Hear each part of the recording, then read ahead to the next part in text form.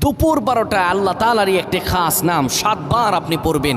পড়ে আল্লাহ তাআলার কাছে দোয়া করবেন। আপনার যত প্রয়োজন আছে, যত মনের আশা আকাঙ্ক্ষা আছে, আল্লাহ সকল কিছু কবুল করে নেবেন। যখন দুপুর 12টা বেজে যায়, দোয়া কবুলের সময়, তখন আপনি সকল কাজগুলো তখন বন্ধ করে একটু যায় নামাজ বিছিয়ে পবিত্র হয়ে ঘরের একটা কোনায় কিংবা আশপাশে যদি মসজিদ থাকে মসজিদে চলে যান।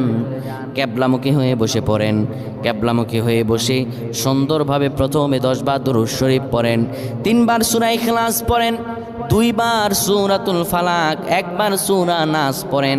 এরপরে আপনি আল্লাহ তাআলার এই খাস নামটা ধরে পড়েন, আর রহমান আর রহমান আর রহমান 7 বার পরে এরপরে আবার দুরূদ পড়ে দোয়া করেন।